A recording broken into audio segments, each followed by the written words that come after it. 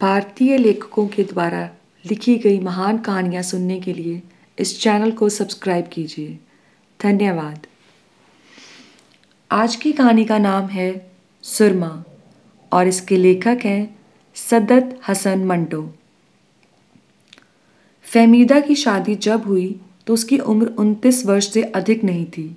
उसका दहेज तैयार था, इसलिए उसके माता पिता को कोई कठिनाई नहीं हुई।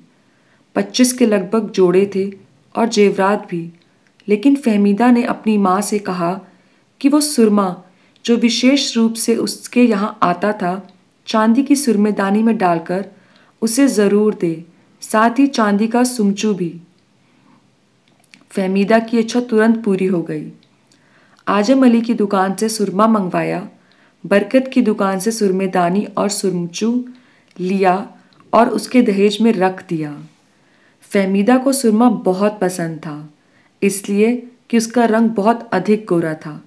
वो चाहती थी कि थोड़ी सी स्याही भी उसमें शामिल हो जाए। होश संभालते ही उसने सुरमे का इस्तेमाल शुरू कर दिया था। उसकी माँ उससे अक्सर कहती, फहमी, ये तुम्हें क्या खप्त सवार हो गया है, जब तक आंखों में सुरमा लगाती रहती हो। फहमीदा मुस्कुराती, अम्मी जान, इससे नज़र कमज़ोर नहीं होती। आपने ऐनक कब लगवाई थी?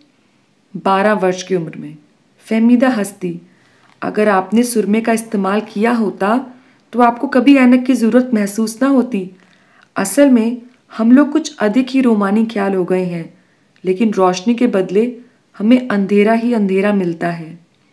उसकी माँ कहती, जाने क्या बक रही हो। मैं जो कुछ बक रही हूँ सही है। आजकल लड़कियाँ नकली भवें लगाती हैं, काली पेंसिल से खुदा जाने अपने चेहरे पर क्या कुछ करती हैं, लेकिन नतीजा क्या निकलता है? चुड़ैल बन जाती हैं। उसकी माँ की समझ में कुछ नहीं आया। जाने क्या कह रही हो? मेरी समझ में तो खाद भी नहीं आया। फहमीदा कहती, अम्मी जान, आपको इतना तो समझना चाहिए कि दुनिया सिर्फ खाक ही खाक नहीं, कुछ और भी है। उसकी माँ उससे पूछती, और क्या है? फहमीदा जवाब देती, बहुत कुछ है। खाक में सोने के कण हो सकते हैं। खैर, फहमीदा की शादी हो गई। पहली मुलाकात मियाँ बीवी की बड़ी दिलचस्प थी। जब फहमीदा के खाविंद ने उससे बात की तो उसने देखा उसकी आंखों में स्याहियाँ तैर रही हैं। उसके खाविंद ने पूछा, तुम इतना सुरमा क्यों लगाती हो? फहमीदा झेंप गई और कुछ जवाब नहीं दे सकी। उसके खाविंद को यह अदा पसंद आई और वो उससे लिपट गया, लेकिन फहमीदा की सुरमा लगी आंखों से टप टप काले आंसू बहने लगे। उसके खाविंद ने एक बार फिर पूछा, क्या बात है? आखिर रोने की वजह क्या है? मैंने तुम्हें कोई दुख पहुंचाया? जी नहीं। तो फिर रोने की क्या वजह है? कोई भी नहीं। उसके खाविंद ने हौले हौले उसके गाल पर थपकी दी और कहा, जाने मन, जो बात है मुझे बता दो। अगर मैंने कोई ज्यादती की है तो उसकी माफ़ी चाहता हूँ। देखो, तुम इस घर की मलका हो, मैं तुम्हारा गुलाम हूँ, लेकिन यह रोना धोना अच्छा नहीं लगता। मैं चाहता हूँ कि तुम सदा हंसती रहो। फहमीदा रोती रही। उसके खाविंद ने उससे एक बार फिर पूछा, आखिर उस रोने की वजह क्या है?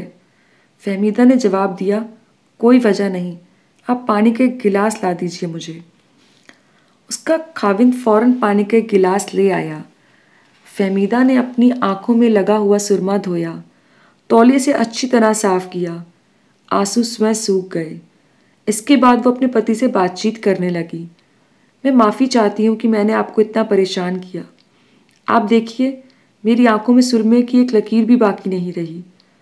उसके पति ने कहा, मुझे सुरमे से कोई आपत्ति नहीं, तुम शौक से इसका उपयोग करो, मगर इतना अधिक नहीं कि आंखें उबलती हुई नजर आएं। फहमीदा ने आंखें झुकाकर कहा, मुझे आपकी प्रत्येक आज्ञा का पालन करना है। भविष्य में मैं कभी सुरमा नहीं लगाऊंगी। नहीं नहीं, मैं तुम्हें इसका उपयोग करने से मना नहीं करता।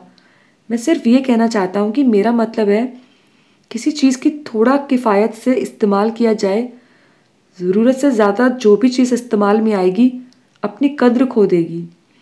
फहमीदा ने सुरमा लगाना छोड़ दिया, लेकिन फिर भी वो अपनी चांदी की सुरमेदानी और चांदी का सुरमचू लेकर रोज़ देखती थी और सोचती थी, ये दोनों चीज़ें उसकी ज़िंदगी से क्यों अलग हो गईं?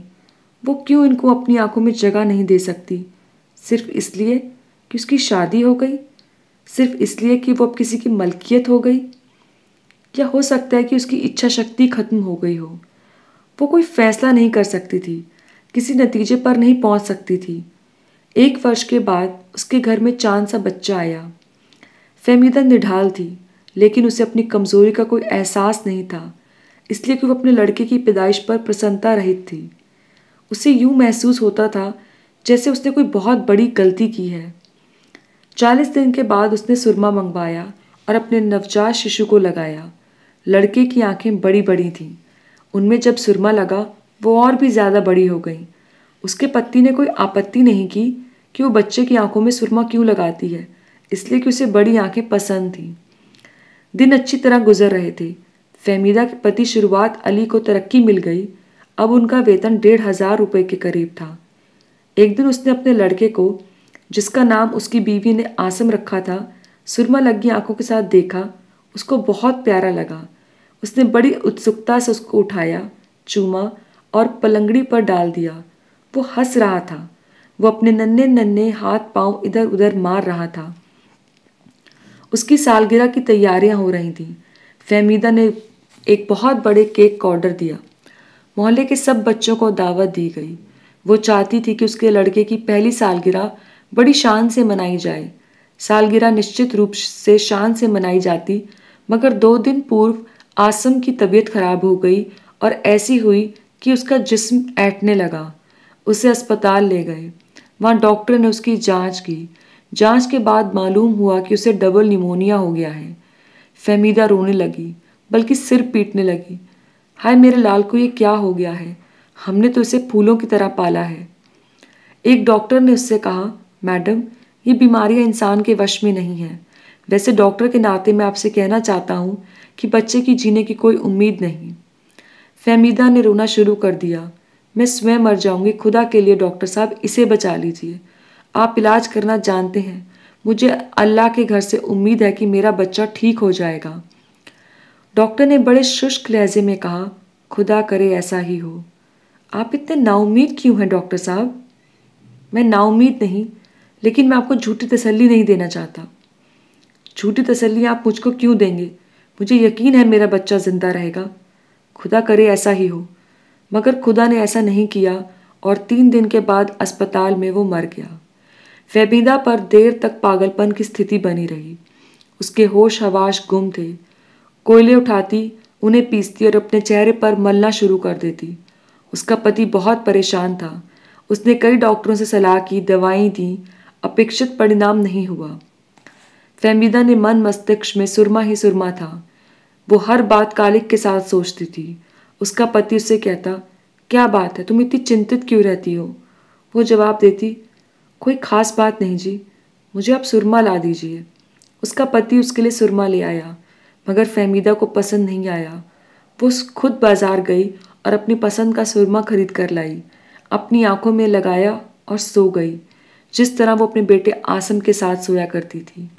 सुबह जब उसका पति उठा और उसने अपनी पत्नी को जगाने की कोशिश की, वो मुर्दा पड़ी थी। उसकी बगल में गुड़िया थी, जिसकी आंखें सुरमे से भरपूर थीं।